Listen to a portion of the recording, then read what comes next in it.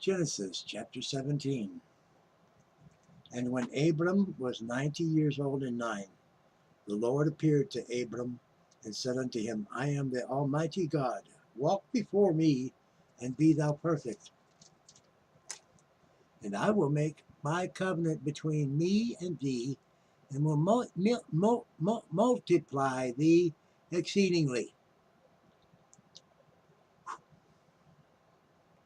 And Abram fell on his face, and God talked with him, saying, As for me, behold, my covenant is with thee, and thou shalt be a father of many nations. Neither shall thy name any more be called Abram, but thy name shall be Abraham.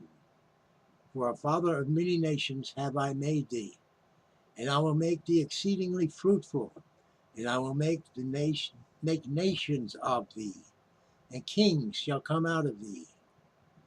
And I will establish my covenant between me and thee and thy seed after thee in their generations for an everlasting covenant, to be a God unto thee and to thy seed after thee. And I will give unto thee and to thy seed after thee the land wherein thou art a stranger, all the land of Canaan for an everlasting possession, and I will be their God. And God said unto Abraham, Thou shalt keep my covenant, therefore, thou and thy seed after thee in their generations. This is my covenant, which ye shall keep between me and you and thy seed after thee. Every man child among you shall be circumcised.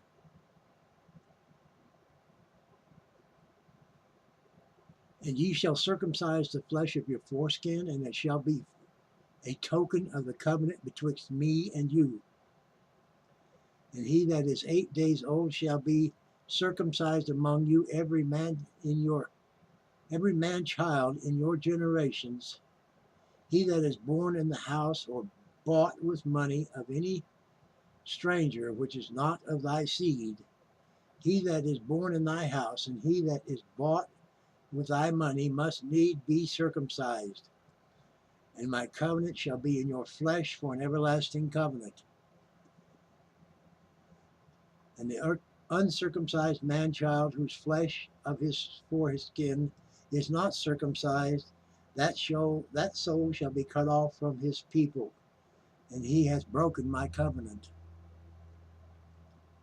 And God said unto Abraham, As for Sarai thy wife, thou shalt not call her name Sarai, but Sarah shall her name be.